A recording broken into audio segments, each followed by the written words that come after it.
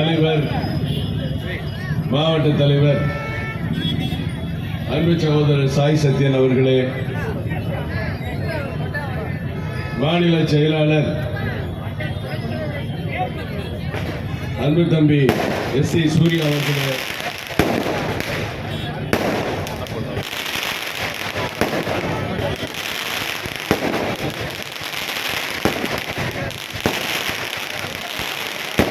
இங்கே வருகை தந்திருக்கிற அண்ணன் குமரி கிருஷ்ணன் அவர்களே, தனியாகவே போட்டியிட்டு திமுக அதிமுக வேட்பாளர்களை வெற்றி பெற்று மாவட்ட உறுப்பினராக வெற்றி பெற்ற பிறகு பாரதிய ஜனதா கட்சியிலே தன்னை இணைத்துக் கொண்டு இந்த பகுதியினுடைய சக்தி மிக்க தலைவராக இருக்கக்கூடிய அண்ணன் லியோ சுந்தரம் அவர்களே, ஊடக பிரிவினுடைய தலைவர் ரங்கநாயகன் அவர்களே, இந்த கூட்டத்தை சிறப்பாக ஏற்பாடு செய்த பொதுச் செயலாளர் மாலா செல்வகுமார் அவர்களே, பொதுச் செயலாளர் முத்துமாணிக்கம் அவர்களே, அண்ணன் சென்னையிலேயே அதிகமான வாக்குகளை பெற்றிருக்கக்கூடிய ஒரு வட்டம், வெற்றி பெற்றிருக்கக்கூடிய வட்டம் என்று சொன்னால் அண்ணன் ஸ்ரீதர் அவர்களுடைய வட்டம், கோபாலகிருஷ்ணனுடைய மண்டல். அண்ணன் ஸ்ரீதர் அவர்கள் வந்திருக்கிறார்கள், அவரை பாராட்டுகிறேன். அதே போன்று அன்பு தம்பி சிவபாஸ்கர் வந்திருக்கிறார்கள், அவரையும் பாராட்டுகிறேன். பரமசிவம் அவர் வந்திருக்கிறார், அவருக்கு எனது வாழ்த்துக்களை தெரிவித்துக் கொண்டு, நம்ம ஜாக்கிரதையா பேச வேண்டிய ஆள் ஒரு சில பேர் இருப்பாங்க. அதுல நம்ம சீதாராமனும் ஒரு ஆள். ரொம்ப கவனமா பேசணும் சீதாராமன், ரொம்ப நுணுக்கமான தம்பி. எதிர்காலத்தில் பெரிய தலைமை பொறுப்பை எல்லாம் பெற இருக்கிற அன்பு தம்பி சீதாராமன் அவர்களுக்கும், இந்த பகுதியிலே மாமன்ற உறுப்பினருக்காக போட்டியிட்ட பிருந்தா அவர்களுக்கும், அதே போன்று மற்றொரு மாமன்ற உறுப்பினருக்காக போட்டியிட்ட சகோதரி வெண்ணிலா அவர்களுக்கும், மாணவர்களோடு சேர்ந்து இந்த கூட்டத்தினுடைய ஏற்பாடுகளை கவனித்த அன்பு சகோதரர் வேல்முருகன் அவர்களுக்கும், திருமதி லதா அவர்களுக்கும், அக்னி சேகர் அவர்களுக்கும், திரு மெட்ரோ குமார் அவர்களுக்கும், ஏழுமலை அவர்களுக்கும், திரு அனந்தராமகிருஷ்ணன், இங்க என்ன நிகழ்ச்சி நடந்தாலும் உடனே ஒரு விளம்பரம் வரும், அதனால காலம் ஜான்சன் அண்ணன் அனந்தராமகிருஷ்ணன் ஜான்சன் வரல. திரு சிவகுமார் அவர்களுக்கும், கஜேந்திரன் அவர்களுக்கும், மோகன் அவர்களுக்கும், கோபி சுந்தர் அவர்களுக்கும், மோரின் எலிசபெத் வரல நினைக்கிறேன். கீழே எல்லாம் வராதவங்க நிறைய இருக்காங்க, வந்தவங்க வடிதான் நிற்கிறாங்க. தேர்தல் வாக்குப்பதிவு நடைபெறுகிற பொழுது அவங்க பூத்துக்கு போனேன். ஏறத்தாழ 40 பேர் டேபிள், 40 பேர். எனக்கு ரொம்ப ஆச்சரியமா, 40 பேர் டேபிள் உட்கார்ந்தாங்க. கணவன் மனைவி அந்த பக்கம் இந்த பக்கம் ஓடிக்கிட்டு இருந்தாங்க. அதே மாதிரி விஜய் உள்பட, நான்கு உள்பட கீழே இருக்கிற பேர்கள் சொல்லணும். பிரதீப் அவர்கள், கோமதி, ராஜேஷ், கோபால், ஈஸ்வரன், திவாகர், செந்தில், பட்டாசு பொடியிலிருந்து சொல்லி முடிச்சிருக்கிறார். சிவகுமார் அவர்கள், சங்கரகிருஷ்ணன் அவர்கள், செல்வராஜ், சிங்காரம், தங்கவேல், மரணகோபால், மற்ற யார் பேரை விட்டுருந்தாலும் வர்த்தக பிரிவு தலைவர் இருக்காரு சிவகுமார் சொல்லிட்டேன். மண்டல் தலைவர்கள் இருக்காங்க, சுதாகர் ரெட்டி இருக்காங்க, செந்தில் பின்னாடி உட்கார, செந்தில் முன்னாடி உட்கார வச்சிருக்கணும். வழக்கறிஞர் ராஜராஜனுக்கு நிறைய வேலை, என்ன திமுக பண்ற அநியாயம், அடிக்கடி அவர் கோர்ட்ல தான் இருக்க வேண்டியது இருக்கு. சுரேந்திரன் அவர்களுக்கும் மற்றும் அனைத்து நிர்வாகிகளுக்கும், சேகர் இங்கே கீழே நின்றாங்க, ஓபிசி அணியினுடைய நிர்வாகி எல்லாருக்கும் அன்பான வணக்கம். தமிழகத்தில் இன்றைக்கு ஒரு கட்சி வளர்ந்து கொண்டிருக்கிறது என்று சொன்னால் பாரதிய ஜனதா கட்சி மட்டும்தான் வளர்ந்துட்டு இருக்கு. ஏன்னா நம்ம ஜெயிச்சதுன்னா திமுக தானே எல்லா இடத்துலையும் ஜெயிச்சிருக்கு. பாஜக வளருதுன்னு சொல்றாரு நீங்க நினைக்கலாம். திமுக மிகப்பெரிய சரிவை இந்த தேர்தலிலே சந்தித்திருக்கிறது. அதே மாதிரி அண்ணா திராவிட முன்னேற்ற கழகம் அதைவிட சரிவை சந்தித்திருக்கிறது. வளர்ச்சியை பெற்றிருக்கிற ஒரு கட்சி தமிழகத்தில் இப்போது இருக்கிறது என்று சொன்னால் அது மாவீரன் அண்ணாமலை தலைமையிலே செயல்படுகிற பாரதிய ஜனதா கட்சி மட்டும்தான். தென் சென்னை தொகுதியில் எவ்வளவு ஓட்டு வாங்கியிருக்க தெரியுமா? புள்ளி விவரங்கள் சொன்னாங்க. ரங்கநாயகன் சொன்னாரு, சூர்யா சொன்னாரு. ஏறத்தாழ தென் சென்னை தொகுதியில 27%, 26.4% ஓட்டுக்களை இந்த தமிழகத்தில் அதிகம் பெற்ற தொகுதியில தென் சென்னை தொகுதி ஒன்று. ஏடிஎம்கே அப்படியே மூச்சு அடைச்சு நிக்கிறாங்க. வேலுமணி சொல்றாரு, பாஜகவோட சேர்ந்திருந்தா 30-35 தொகுதியில நம்ம ஜெயிச்சிருக்க முடியும்னு யார் சொல்றா?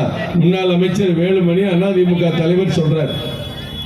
திமுக ஒரே யோசனையில மிரட்டுறாரு ஸ்டாலின். எங்கெல்லாம் ஓட்டு குறைஞ்சிருக்குன்னு செக் பண்ணிட்டு இருக்காரு. ஏன் 8% ஓட்டுகள் குறைந்திருக்கிறது. அவங்க வெற்றி பெற்ற இடங்கள் இருக்கலாம். 18 கட்சி கூட்டணி, 18 கட்சி கூட்டணி. அரசு ஊழியர் ஆதரவு எங்களுக்கு தான் இருக்கு, சிறுபான்மையினர் ஆதரவு எங்களுக்கு தான் இருக்கு. எல்லாம் இருந்தும் கடந்த தேர்தலை விட 7% ஓட்டுகள் திமுக கூட்டணிக்கு இந்த முறை குறைவாக கிடைத்திருக்கிறது. தமிழக மக்கள் வேடிக்கை காட்ட ஆரம்பிச்சிட்டாங்க. அதுக்கு அடையாளம் தான் அது. அதுக்கடுத்து அண்ணன் எடப்பாடி ஒரு கணக்கு சொல்றார், புது கணக்கு. எனக்கு புரியல, மேடையில் இருக்க தலைவர்களுக்கு புரியுதான்னு தெரியல. நாங்க போன முறை தேர்தலில் பார்லிமெண்ட்ல 19% ஓட்டு வாங்கியிருந்தோம். ஆனா இந்த முறை நாங்க 21% வாங்கியிருக்கோம். 2% எங்களுக்கு ஓட்டு கூடிருச்சு அப்படின்னு எடப்பாடி சொன்னார். என்னடா, நம்மளை விட ஏறத்தாழ 12 பார்லிமெண்ட் தேர்தல் தொகுதியில அதிமுக நம்மளை விட கம்மி, 3வது இடம். இன்னும் கன்னியாகுமரியில 4வது இடம். இந்த தென் சென்னையில வாய்ஸ் ஆஃப் ஏடிஎம்கே எது சொன்னாலும் உடனே நிருபர்கள் மைக்க நிட்டா 2 வார்த்தை பேசக்கூடிய அண்ணன் ஜெயக்குமார் பையன் ஜெயவர்த்த டெபாசிட் இழந்துட்டாரு இந்த தென் சென்னை தொகுதியில. ஆனா அவர் சொன்ன கணக்கு என்ன? நாங்க போன தேர்தலில் 19%, இந்த தேர்தலில் 21%, நாங்க 2% கூடி இருக்கோம். யார் சொல்றா? எடப்பாடி பழனிசாமி சொல்றாரு. என்னன்னு கணக்கு போட்டு பார்த்தா போன தேர்தலில் இவங்க போட்டியிட்ட இடம் 20 இடம், இந்த தேர்தலில் இவங்க போட்டியிட்ட இடம் 35 இடம். 20 தொகுதியில போட்டியிட்டு 19% வாங்கிட்டாராம். இப்ப 35 தொகுதியில போட்டியிட்டு 21% வாங்கிட்டாராம். ஆனா 2% வளர்ந்திருக்குன்னு மக்களை ஏமாற்றி கொண்டிருக்கிறார். எல்லோரையும் முட்டாள் என்று நினைத்துக் கொண்டிருக்கிறார்கள். திமுக 7% குறைஞ்சிருக்கு. எல்லா ஊடகங்களுக்கும் தெரியும், பத்திரிகையில எழுதியிருக்காங்க எப்படி குறைஞ்சிருக்கு. அதிமுக மிகப்பெரிய வீழ்ச்சி, 8% ஓட்டு குறைஞ்சிருக்கு. பல இடங்கள் அதிமுக வேட்பாளர்கள் டெபாசிட் பறி போயிருக்கு. கன்னியாகுமரியில அதிமுக வேட்பாளர் 4வது இடம் பெற்றிருக்கிறார், அவங்களுக்கு ஓட்டு குறைஞ்சிருக்கு. அப்ப இந்த ஓட்டுக்கெல்லாம் எங்க போயிருக்கிறது? பாரதிய ஜனதா கட்சி கூட்டணிக்கு, தேசிய ஜனநாயக கட்சி கூட்டணிக்கு போயிருக்கு. ஒட்டுமொத்தமா 12% சொல்லுவாங்க. நம்ம ஊர்ல 26.4%, மத்திய சென்னையில 23%, கோயம்புத்தூர்ல 32%. ஒவ்வொரு பகுதியிலையும் நம்ம வாங்கியிருக்க தனித்தனியா வாங்கின ஓட்டுகளை பார்க்கும் போது திமுக கொஞ்சம் கதி கலங்கி தான் போயிருக்கு. அவங்களுக்கு என்ன பிரச்சனை? திமுகவுக்கும் சரி, திமுக கூட்டணி கட்சிகளுக்கும் சரி, காலையில எந்திரிச்ச உடனே ஸ்டாலின் பார்க்கக்கூடியது அண்ணாமலை என்ன சொல்லி இருக்கிறார், அண்ணாமலை என்ன ட்விட் போட்டிருக்கிறாரு, என்ன பதிவு பண்ணியிருக்கிறார், என்ன அறிக்கை கொடுத்திருக்கிறார், அதுக்கு ஒரு பதில சொல்லுவாரு. அதை வச்சுட்டு வரிசையா திருமாவளவன்ல இருந்து, கம்யூனிஸ்ட்ல இருந்து, காங்கிரஸ்ல இருந்து எல்லாரும் நம்ம மாநில தலைவருக்கு பதில் சொல்வதைத்தான் இன்றைக்கு தமிழகத்தினுடைய அரசியல் கடமையாக அவர்கள் செய்து கொண்டிருக்கிறார்கள். அப்ப யாரை பார்த்து பயப்படுறீங்க?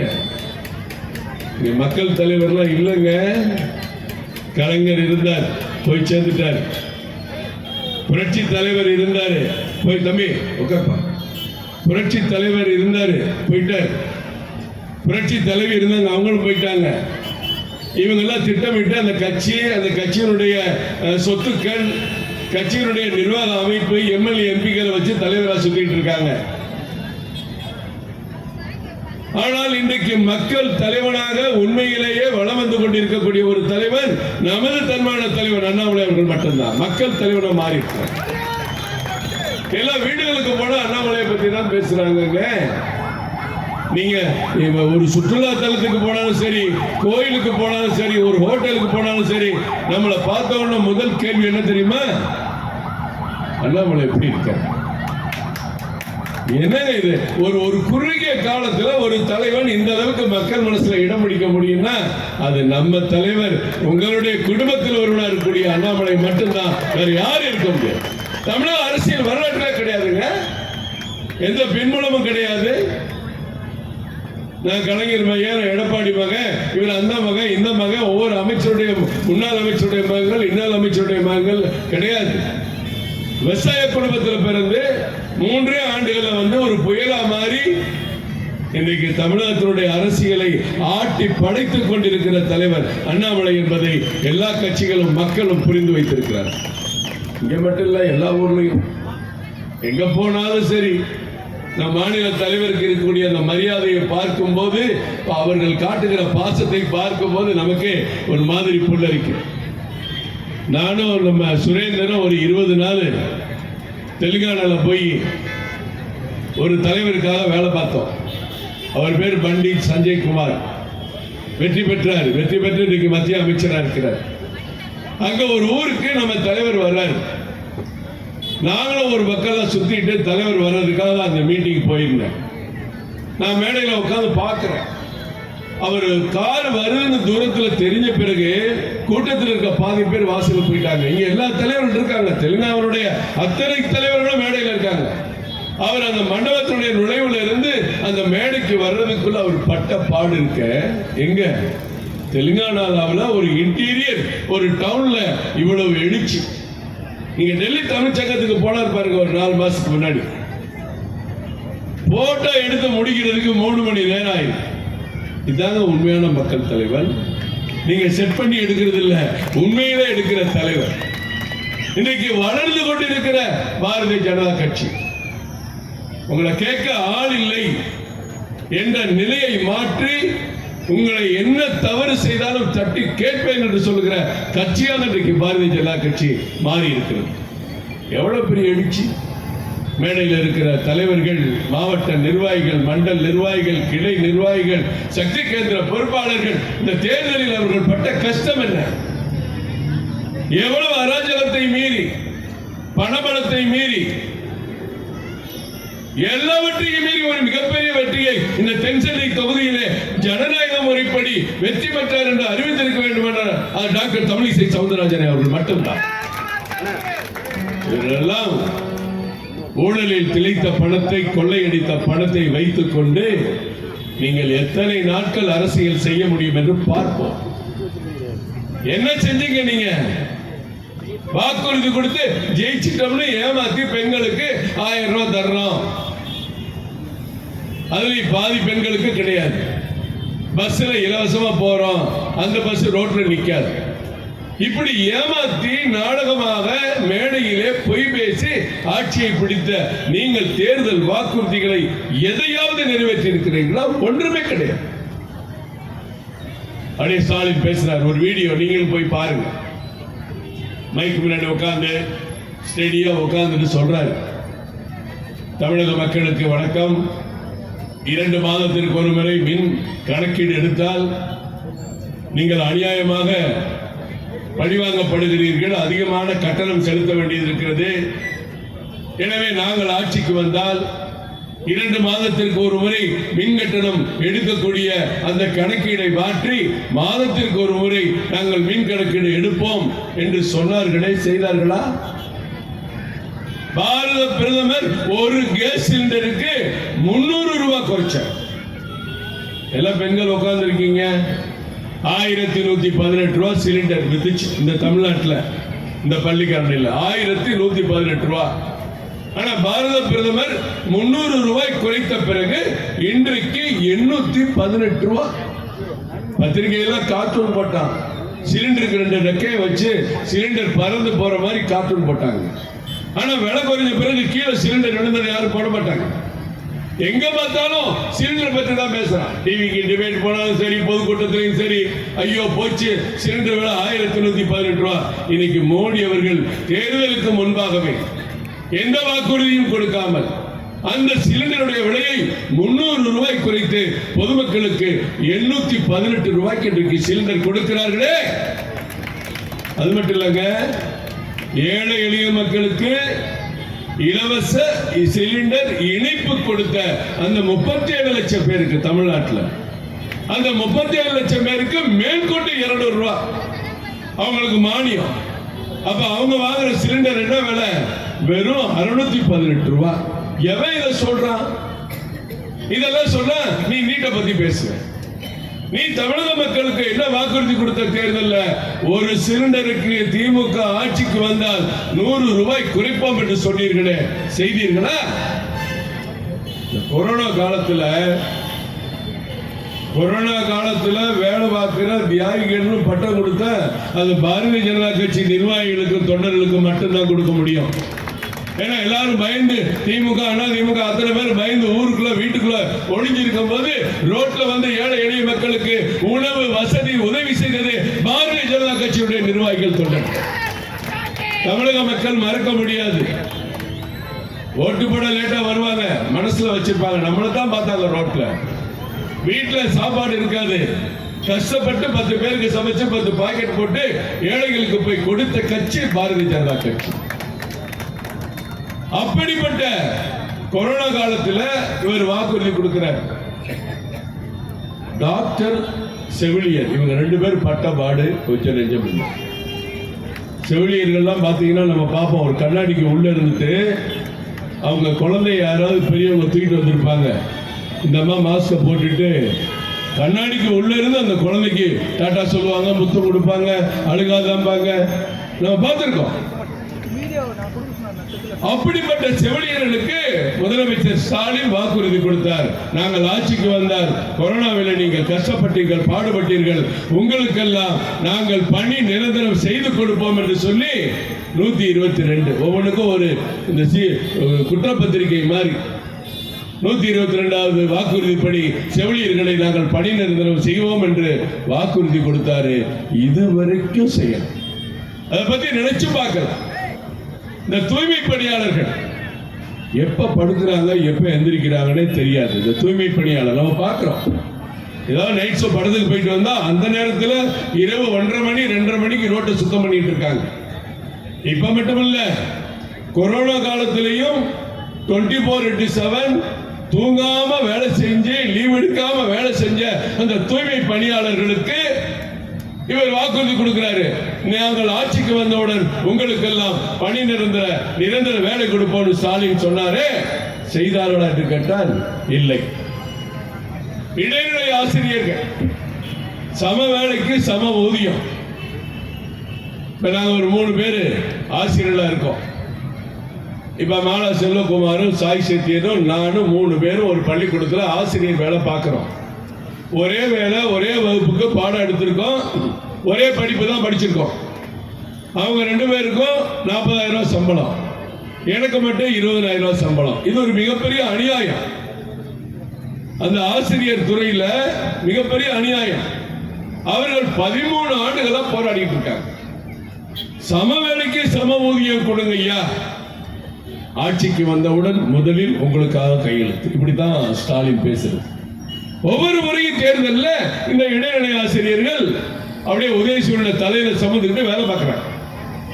இந்த முறை ஆட்சிக்கு வந்து அவங்களுக்கு நாம போட்டாச்சு, மொட்டை அடிச்சு உனக்கு கிடையாது, போராடிக்கிட்டே இரு.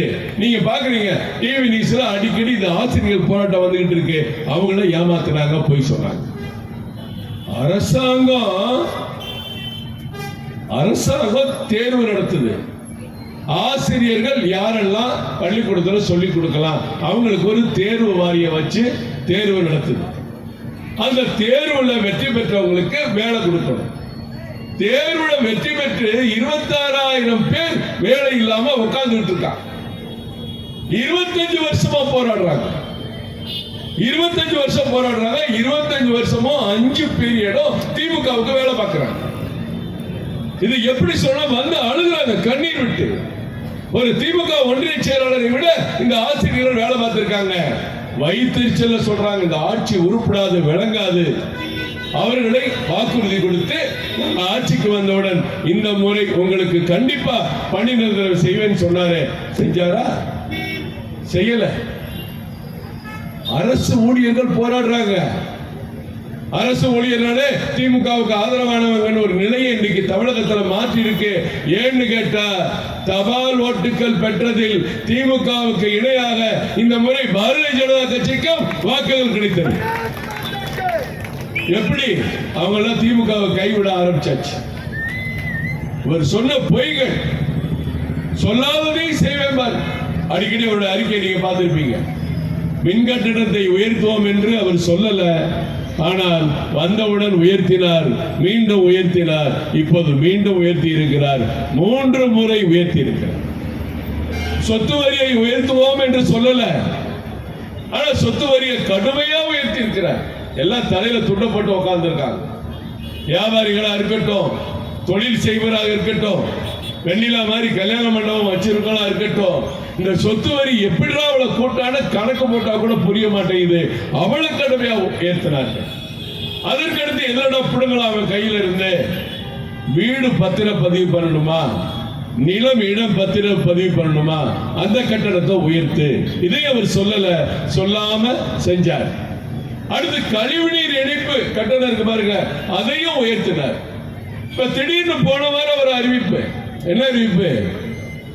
3500 சதுரடிக்குள் வீடு கட்டுபவர்கள் நீங்கள் எங்கேயும் போக வேண்டாம், ஆன்லைனிலே விண்ணப்பித்து ஆன்லைனிலே உங்களுக்கு அனுமதி கொடுத்து விடுவோம்.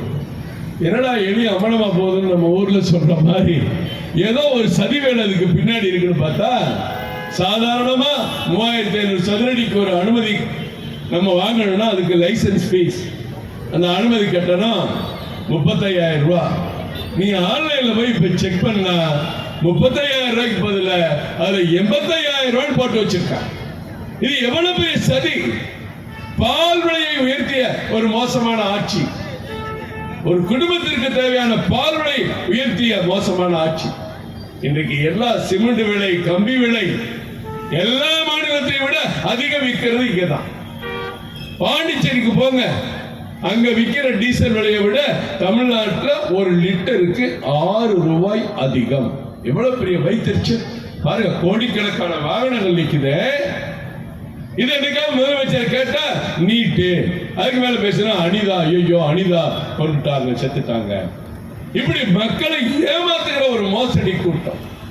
கர்நாடகாவை விட இங்க 4 ரூபாய் டீசல் அதிகம், கர்நாடகாவை விட 4 ரூபாய் டீசல் அதிகம். என்ன சொன்னாங்களே, ஸ்டாலின் சரக்குன்னு என்ன சொன்னாரு? ஸ்டாலின் சரக்குன்னா டாஸ்மாக் சரக்கு. இந்த டாஸ்மாக் சரக்குல கூட இருக்கிற கொடுமை தெரியுமா?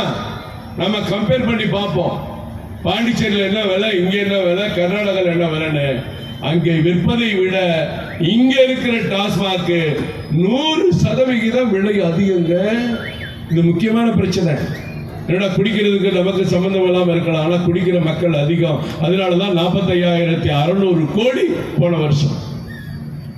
இந்த 45,600 கோடியோட சரக்கின் விலை பாண்டிச்சேரியில வெறும் 23,000 கோடி. அப்ப எந்த அளவுக்கு மக்கள்கிட்ட பிடிக்கிற நீங்க? நான் சொன்ன எல்லா திட்டங்களையும் நீ பிடிக்கி சொன்னதை செய்யல, சொல்லாததை எல்லாம் செய்கிறீங்க. நிதி ஆய்வுக்கு ஏன் போகல? தலைவர் கேட்டார். ஸ்டாலின் போகாதது இது முதல் தடவை இல்ல, இது 3வது தடவை.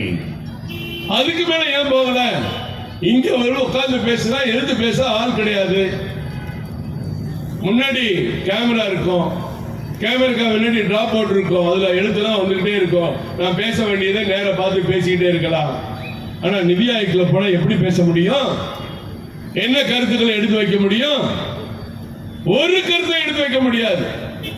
உங்களுக்கு எல்லாம் தெரிந்தது, மத்திய அரசை குறை சொல்வது, மோடியை குறை சொல்வது, அண்ணாமலையை குறை சொல்வது, இதுதான் திமுகவுக்கு தெரிஞ்ச கொள்கை. உருப்படியா ஒரு காரியம் இந்த தமிழ்நாட்டுக்கு ஒரு திட்டம் இங்கே கொண்டு வரல.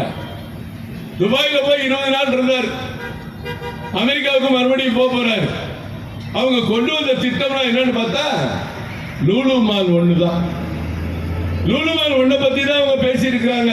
வெளிநாட்டுக்கு போயிட்டு வந்த மூலதனம் சொல்லி அந்த லூலு மாலை எதுக்க வேண்டிய விக்ரமராஜா அங்க போய் வேடிக்கை பார்த்து முதலமைச்சருக்கு போட்டோவுக்கு போஸ்ட் கொடுத்து எப்ப போனாலும் ஆதரவு கொடுத்துட்டு இருக்காரு. அதான் அவர் விக்ரமராஜா வேலை. முதலமைச்சர் வணிகர்களுக்கு செய்கிற துரோகத்தை பத்தி அவர் கேட்க மாட்டார். இன்னைக்கு விவசாயிகள் வேளாண்மை பொருளுக்கு ஒரு ஊர்ல 200 மூடல் லோடு ஏற்றி அவர் வெளியில வந்தாலே 1% டாக்ஸ் கட்டது. ஜிஎஸ்டில வராது. உலகத்துல எந்த நாட்டில் இல்லை, இந்தியாவில் எந்த மாநிலத்தில் இல்லை. அது பருப்பா இருக்கட்டும், பூண்டா இருக்கட்டும், நெல்லா இருக்கட்டும், கேழ்வரகா இருக்கட்டும், ஒழுங்குமுறை விற்பனை கூடத்தில் கொண்டு போய் வித்தாதான் 1% தமிழ்நாடு அரசாங்கத்துக்கு கொடுக்கணும். ஆனா பயிரிடுற உற்பத்தி பண்ற இடத்துல லோடு ஏற்றினாலே போய் 1% பில் போடுற மோசமான ஆட்சி, விவசாயிகளுக்கு எதிரான ஆட்சி இந்த திமுக. பட்ஜெட்டை எதிர்த்து போராடுறாங்க. கேவலங்கள். இதை விட திமுகவுடைய வரலாற்றில் திமுக தொண்டர்களுக்கு நிர்வாகிகளுக்கு ஒரு கேவலம் ஏற்பட முடியாது. பட்ஜெட் எழுதி எவனாவது கோமாளி போராட்டம் நடத்துவானாங்க. என்ன பண்ணுவாங்க? முன்னாடி நம்ம பார்த்திருக்கோம். பட்ஜெட் எழுதி பேசும்போது இந்த வரியை உயர்த்தி விட்டீர்கள், இதை குறைக்க வேண்டும், இதனால் இது விலை கூடும், மக்கள் பாதிக்கப்படுவார். இந்த நிதிக்கு, இந்த கல்வி கட்டத்துக்கு ஒதுக்கப்பட்ட நிதி போதாது, இதை அதிகப்படுத்த வேண்டும், அதனால் போராடுறாங்க. ஆனா தமிழ்நாடு பேர் வெள்ளைன்னு போராடுற ஒரு கோமாளித்தனம், அந்த கோமாளித்தனம்னு தெரிஞ்சுதான் அதை பத்தி இப்ப யாரும் திறக்கிறதுல, வாய் திறக்கிறதுல வாயை மூடிட்டு உட்காந்து. திமுக போராடலாம், போராடுறதுக்கு உரிமை இருக்கு. என்ன போராடணும்? என்னடா ரவுடி பசங்களா, கூலிப்படை கொலை செய்கிற ரவுடிகளா? இந்த தமிழகத்தில் எம்எல்ஏ நாங்க தான் இருக்கோம், எம்பி நாங்க தான் இருக்கோம், அமைச்சர் நாங்க தான் இருக்கோம், முதலமைச்சர் எங்க தலைவர் தான், எங்க பார்த்தாலும் மேயர் நாங்க தான், எல்லாமே நாங்க தான். எங்களெல்லாம் மீறி நீங்க டெய்லி கொலை பண்றீங்களா? உங்களை எதிர்த்து திமுக ஆர்ப்பாட்டம் பண்ணணும் அப்படின்னா அது ஒரு தேசிய கட்சியுடைய தலைவர் கொல்லப்பட்ட பிறகும் கூட விழித்துக் கொள்ளாத காவல்துறை, முழித்துக் கொள்ளாத திராவிட முன்னேற்ற கழகம். கேட்டா இது திராவிட மாடல் நீங்க சொல்லுங்க பார்ப்போம். உதயநிதி ஏதாவது கேட்டா இது திராவிட மாடல்ங்கிறாரு. ஆம்ஸ்ட்ராங் கொல்லப்பட்ட பிறகு 13 கொலைகள் நடந்திருக்கு, இது திராவிட மாடல் நீ சொல்லியா? சொல்ல மாட்ட. எல்லா டிபார்ட்மெண்ட் இருக்கு, எக்ஸைஸ் டிபார்ட்மெண்ட் இருக்கு. மது உற்பத்தி அதை தடுக்கிறதுக்கு, மதுவை கள்ளத்தனமா விற்கிறதுக்கு தடுக்கிறதுக்கு காவல்துறை, தனி இலாக்கா, தனி அமைச்சர் எல்லாம் இருக்கீங்க, அமைச்சர் இருக்கீங்க. ஆனால் எங்களை எல்லாம் மீறி கள்ளச்சாராய காட்சி பல நூறு பேர் சாவதற்கு காரணமா இருக்கீங்களே அப்படின்னு சொல்லி அந்த கள்ளச்சாராய வியாபாரிகளை எதிர்த்து திமுக ஆர்ப்பாட்டம் பண்ணி, அதை பண்ண வேண்டிய திமுக பட்ஜெட் எதிர்த்து பேசுற. கேட்டா தமிழ்நாடு இல்லையா? போதைப் பொருள்ங்கிறது நம்ம சினிமாவில் தாங்க பார்த்தோம்.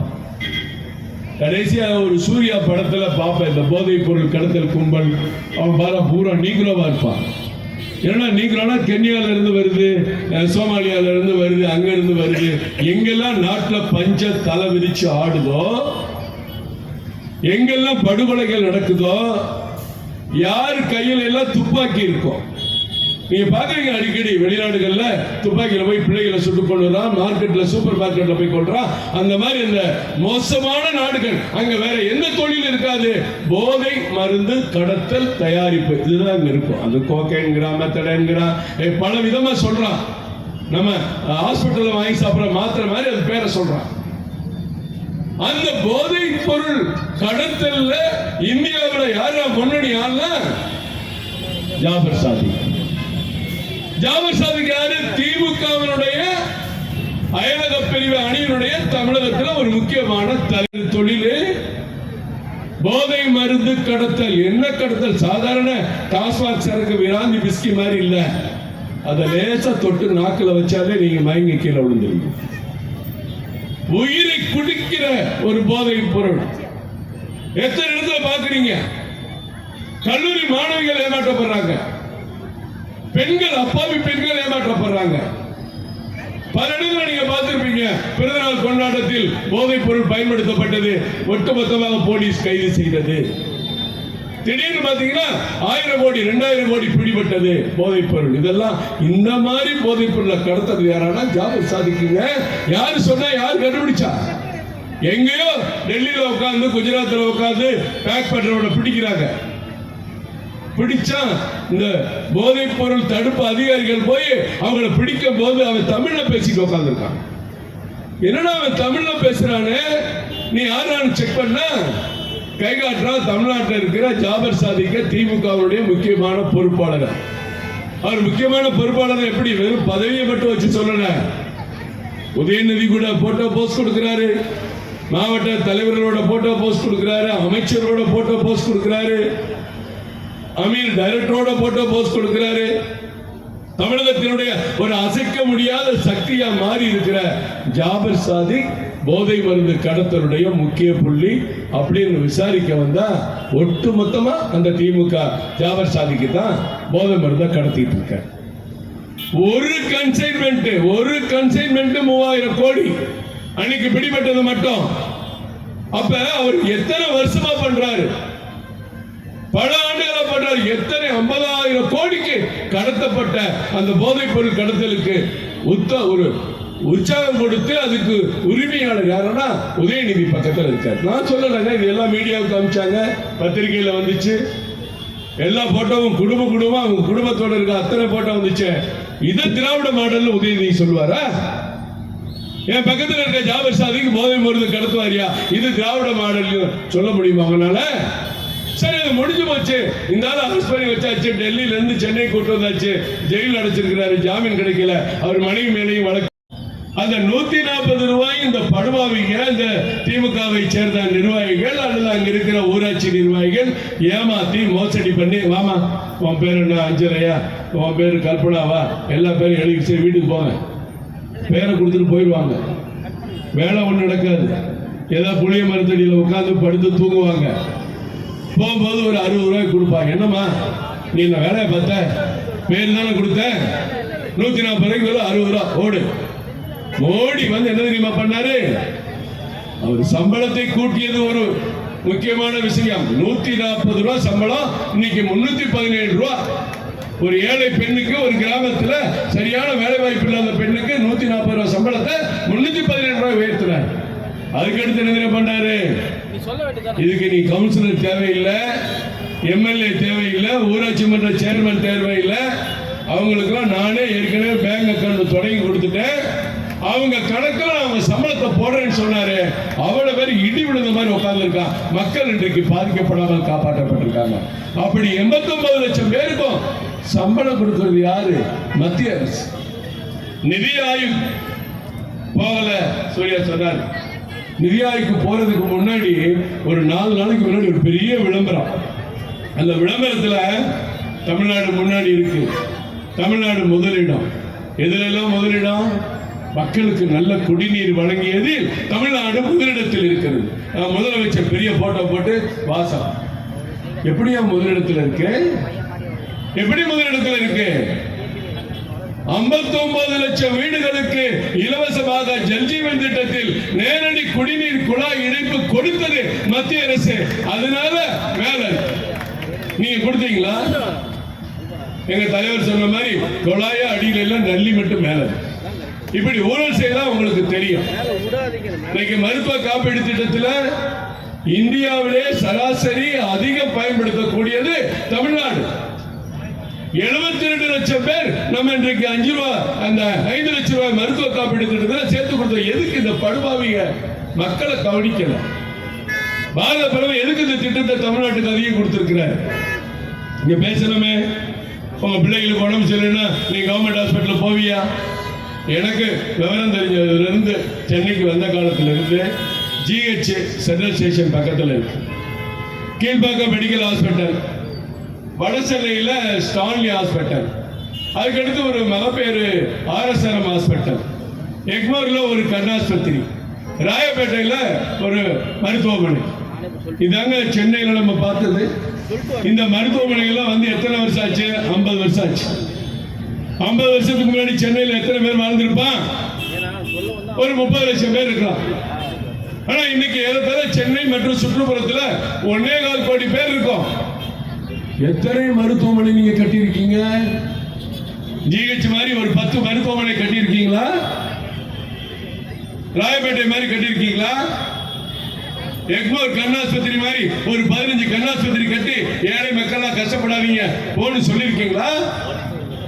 எவ்வளவு அவ்வளவு. இன்னைக்கு ராயப்பேட்டையில் ஒரு ஆஸ்பத்திரியில போய் பார்த்தோம். நம்ம கட்சிக்கார நண்பர் பாதிக்கப்பட்ட போது நாங்க போய் பார்க்கும்போது பூரா தரையில உட்கார்ந்து இருந்தாங்க. உட்கார்றதுக்கு இடம் இல்ல. ஓபியில பார்த்தா டாஸ்மாக் கடையில சரக்கு வாங்க நிக்கிற மாதிரி ஓபியில முன்னிட்டு உள்ள போறதுக்கு மக்கள் கஷ்டப்படுறாங்களே. இந்த கேவலமா இருக்கிற இந்த தமிழ்நாட்டை ஏழைகளா வச்சிருக்கிற உங்க திட்டம் தான் திராவிட மாடலா? அதுக்குதான் பிரதமர் 5 லட்சம் ரூபாய் மருத்துவ காப்பீடு கொடுக்கிறாங்க. ஆனா அதே நேரத்துல ஒரு அப்பளம் இன்னைக்கு 15 அப்பளம் வந்துருச்சு. ஒரு எம்ஜிஎம் இன்னைக்கு 10 எம்ஜிஎம் வந்துருச்சு. திமுகவுக்கு பிடிச்ச காவேரி மருத்துவமனை இன்னைக்கு 12 வருஷம் பள்ளிக்கரணையிலே ஒன்று வந்துருச்சு. அப்ப தனியார் மருத்துவமனைகள் மட்டும் புதுசா உருவாகும், அரசாங்க மருத்துவமனையை கட்ட மாட்டீங்களா? இது என்ன கொடுமை? அப்ப அந்த மருத்துவமனைக்கு உங்களுக்கு என்ன சம்பந்தம்? பட்ஜெட்டை பத்தி பேசுறீங்க.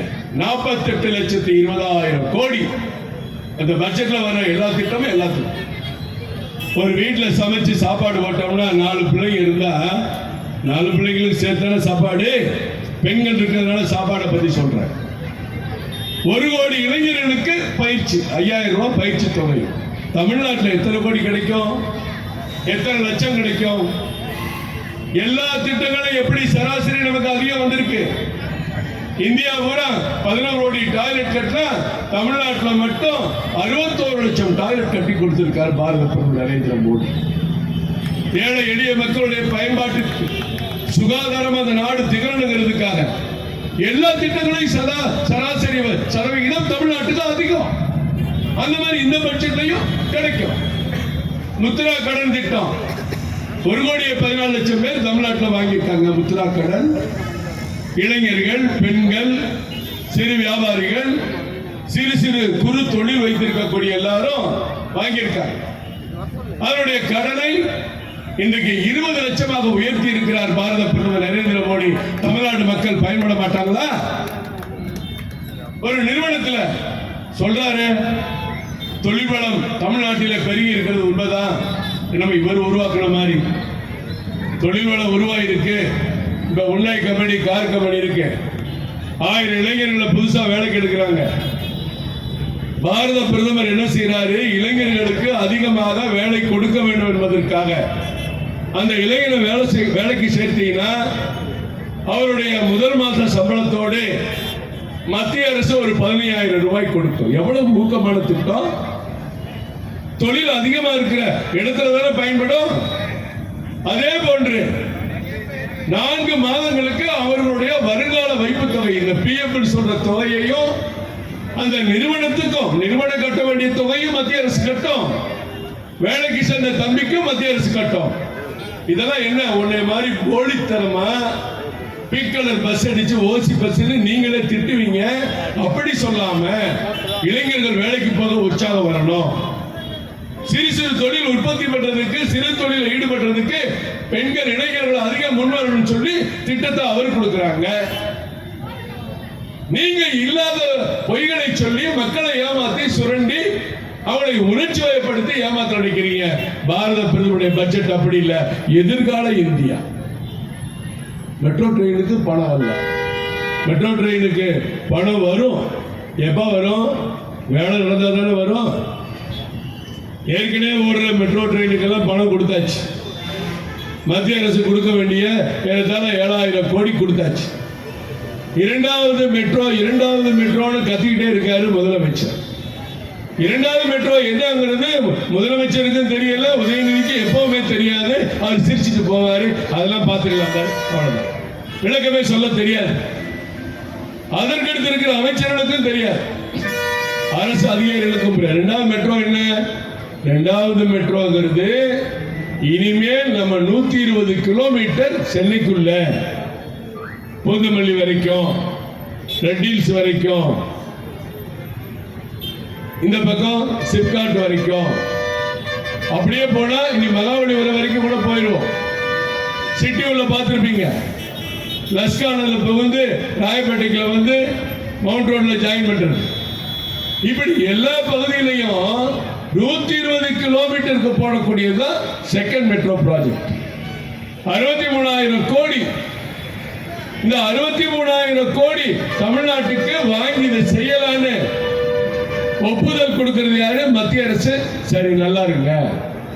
இந்த 63,000 கோடி பணம் எப்படி வரும்? தமிழ்நாட்டினுடைய பங்கு 21,000 கோடி. ஜப்பான் நிறுவனம் ஜெய்கா அவங்களுடைய பங்கு 20,000 கோடி. ஆசியன் டெவலப்மெண்ட் பேங்க் அவங்களுடைய பங்கு 33,000 கோடி. சரி, மத்திய அரசு என்ன கொடுக்கணும்? 7,435 கோடி. இந்த பாவிங்க தொடர்ந்து பொய் சொல்லி இந்த கணக்கை எத்தனை பேர் யார்கிட்ட போய் சொல்ல முடியும்? இப்படியே வேலைப்பாட்டு கத்துறா கூட பேப்பர் பேனா வச்சுட்டு குறிச்சுக்க முடியும்? நீங்க போட்டு முடிக்கிற திட்டத்துக்கு தான் இந்த 7,435 கோடி. 3 நாளைக்கு முன்னாடி அர்ஜுன் மெட்ரோ தலைவர் பேசுறார். நாங்கள் போரூரிலிருந்து பூந்தமல்லிக்கு 2026 டிசம்பருக்கு ட்ரெயின் விட்டுருவோம். பூந்தமல்லி வரைக்கும் ட்ரெயின் வர்றதுக்கு 2026 டிசம்பர். ஒட்டுமொத்தமா 120 கிலோமீட்டர் போட்டு முடிக்க 2028 இலக்கு. அதுக்குள்ள இன்னும் 4 பட்ஜெட் வந்துடும். அதுக்குள்ள 4 பட்ஜெட் வந்துடும். நீ கேட்கிற ரூபாய் 7,400 கோடியை மத்திய அரசு கொடுக்கிறதுக்கு. ஆனா ஊரை ஏமாத்திட்டு இருக்க, பொய் சொல்ற. தமிழ்நாட்டோட வருவாய் ஜிஎஸ்டி தான் குறைஞ்சு போச்சு. ஒப்பாரி வைக்காத நாளே இல்லை. என்ன நம்ம தமிழ்நாட்டு மக்கள் கொஞ்சம் உணர்ச்சி மிகுந்தவங்க. ஐயோ, முதலமைச்சரே அழுகிறாரு, எல்லா அமைச்சரும் அழுகிறாரு. எங்களுக்கு பணம் போச்சு, எங்களுக்கு வர வேண்டிய வருவாய் போச்சு, மத்திய அரசு கொடுக்க மாட்டேங்கிறாங்க. ஜிஎஸ்டியில் எங்களுக்கு இழப்பு. ஜிஎஸ்டியில் இழப்புனா 20,000 கோடியா? அவங்க சொல்ற கணக்கு எல்லாரும் புரிஞ்சுக்குங்க. இந்த ஜிஎஸ்டியில் நம்ம நாட்டுக்குள்ள வந்த போதே தமிழ்நாட்டினுடைய வருவாய் 31,000 கோடி. 2017 2018 2017 3 மாசம், மீதி எல்லாம் 2018 9 மாசம் அப்படி சேர்ந்து 31,000 கோடி. ஆனால் இந்த ஆண்டு சொன்னா நீங்க ரொம்ப மயங்கிருவீங்க. 2022 23 நம்ம தமிழ்நாட்டுடைய வருவாய் 53,000 கோடி. இதைத்தான் முதலமைச்சர் குறைஞ்சு போச்சுன்னு அழுகிறாரு, பொய் சொல்றாங்க, ஏமாத்துறாங்க. சொல்லாததையும் எதையுமே நீங்க செஞ்சு நாட்டை மக்களை வஞ்சிச்சீங்க. கல்வி கடனை ரத்து பண்ணுவோம் சொல்லி பண்ணீங்களா? பண்ணல. இன்னைக்கு உயர்கட்ட மாணவர்களுக்கு நாங்க 1000 ரூபாய் தர்றோம். இந்த 1000 ரூபான்னு சொல்லி எல்லாரையும் மொட்டை அடிச்சு ஏமாத்தி அந்த 1000 ரூபாயில ஒரு மயக்கத்தை வச்சு அடுத்த தேர்தலில் ஜெயிச்சிடலாம். ஆனா பாரத பிரதமர் என்ன செய்யறாரு? அந்த உயர்கல்வி படிக்கிற மாணவனுக்கு 10 லட்சம் ரூபாய் கடன் திட்டத்தை இந்த பட்ஜெட்ல அறிவிச்சிருக்கிறாரு. நம்ம மாநில மாணவன் கிடைக்காதா? எய்ம்ஸ் மதுரையில் எதுக்கு எடுத்தாலும் அவங்க சொல்றது அடுத்து எய்ம்ஸ், நீட், ஜிஎஸ்டி. ஜிஎஸ்டியை பத்தி ஒரு அமைச்சராவது தமிழ்நாட்டில் விரிவான உட்கார்ந்து பேச முடியாது, பேச விரும்ப மாட்டாங்க. அதே மாதிரி மதுரை எய்ம்ஸ், அதாவது ஒரு கேடுகட்ட செயலுங்க, கேடுகட்ட செயல். திமுக 16 வருஷம் மத்திய அரசுல கூட்டணியில் இருந்திருக்கு. 16 வருஷம். காங்கிரஸ் கட்சி தொடர்ந்து, நாம கொஞ்சம் விபிசிக்கு பிறகு மொத்தமா காங்கிரஸ் கட்சி தான் ஆட்சி நடத்தி 10 ஆண்டுகள் கடைசியா திமுக காங்கிரஸ் கூட்டணி ஆட்சி அமைச்சாங்க. நடந்துச்சு. தமிழ்நாட்டில் இருந்து 7-8 பேர் அமைச்சர். இந்த எய்ம்ஸ் மருத்துவமனை தமிழ்நாட்டுக்கு கொண்டு வர வேண்டும் என்ற ஒரு துளி சிந்தனையாவது இந்த திமுக காங்கிரஸ் இருந்துச்சா? கிடையாது. ஆனா அப்படி ஒரு கனவு திட்டத்தை மத்திய அரசு, மோடி அரசு இன்றைக்கு தமிழகத்துக்கு கொடுத்திருக்கு என்று சொன்னால் தாமதத்தை பற்றி பேசிக் கொண்டிருக்கிறார். அண்ணா எடப்பாடி எய்ம்ஸ் சேலத்து பக்கம் தான் வரணும்னாரு, விஜயபாஸ்கர் புதுக்கோட்டைக்கு வரணும்னாரு, அந்த ஊர்ல இருக்கிற உதயகுமார், செல்லூர் ராஜு மதுரைக்கு தான் வேணும்னாங்க. இதுல 2 வருஷம் போச்சு. அந்த 2 வருஷத்துக்கு பிறகு கொரோனால 2 வருஷம் போச்சு. தாமதம் யாருனால? மத்திய நிதியமைச்சர் சொன்னது மாதிரி உங்களுக்கு ஒரு பைசா அதுல செலவில்லை. எய்ம்ஸ் மருத்துவமனை வந்தால் எப்படி மெடிக்கல் காலேஜில் ஸ்டூடெண்ட் படிப்பாங்களோ அந்த கல்லூரிக்குரிய, அந்த எய்ம்ஸ் மருத்துவமனைக்குரிய மாணவர்களை ஏற்கனவே கல்லூரியில் சேர்த்து படிக்க வச்சுட்டு இருக்கோம். உனக்கு இதுக்கு சம்பந்தம் கிடையாது, வாய் போடுறாங்க. அப்படியே ஓடிட்டாங்க, எல்லாரும் ஓடிட்டோம். இப்படி தமிழகத்தை வஞ்சித்து பயன்பெற்ற நீங்கள் அப்படியே ஜெயிக்க முடியாத கட்சி. நாங்க திராவிட மாடல் இப்படியே பேச. கல்வியில ரொம்ப உயர்ந்துட்டோம். நேற்று கல்வியில உயர்ந்த லட்சணத்துல பொன்முடி போய் ஒரு மீட்டிங்ல ஒவ்வொருத்தரும் கேள்வி கேட்டோம். என்னையா உனக்கும் தெரியலையா? எப்ப உங்களுக்கும் தெரியுமா? உங்களுக்கும் தெரியாது. அப்படிப்பட்ட நிலையில இன்னைக்கு கல்லூரி பேராசிரியர்கிட்ட இருக்கு. பாருங்க, நல்லா பாருங்க. ஒருத்தர் வேலை பார்த்தா ஒரு கம்பெனியில சம்பளம் கொடுப்பாங்க. தமிழகத்தில் மட்டும்தாங்க ஒரே வாத்தியாரு 36 காலேஜில் வேலை பார்க்க. ஒரு வாத்தியாரு 36 காலேஜில். இங்க ஒரு பேராசிரியர் இருக்கிறார். இந்த பேராசிரியர் ஒரு கல்லூரியில் வேலை பார்க்கிறார். அவருக்கு மாச சம்பளம். அதே பேராசிரியர் 36 கல்லூரியில் எப்படி வேலை பார்க்க முடியும்? ஏறத்தாழ 5000 பேருக்கு மேல வேலை பார்த்துட்டு இருக்காங்க தமிழ்நாட்டில். இதுதான் இந்த உயர்கல்வித்துறை லட்சணம். ஒவ்வொரு கல்லூரியிலையும் 10 பேராசிரியர் வேலை பார்க்கணும்னா 6 பேர் வேலை பார்க்கறாங்க. 4 பேர் டம்மியா பேர் வச்சிருக்கான். டம்மியா இருக்கிற வாத்தியாருக்கு ஒரு நாள் வந்துட்டு போனா 10,000 கையில கொடுத்து கவர்ல போட்டு மொய் எழுதுற மாதிரி அனுப்பி விட்டுறது. அவருடைய சர்டிபிகேட் ஜெராக்ஸ் வாங்கி வச்சுக்கிறது. ரெக்கார்ட்ல அவர் பேர் இருக்கு. இப்படி ஒவ்வொரு வாத்தியாரும் 30 கல்லூரி 40 கல்லூரியில வேலை பார்க்கிற லட்சணம்.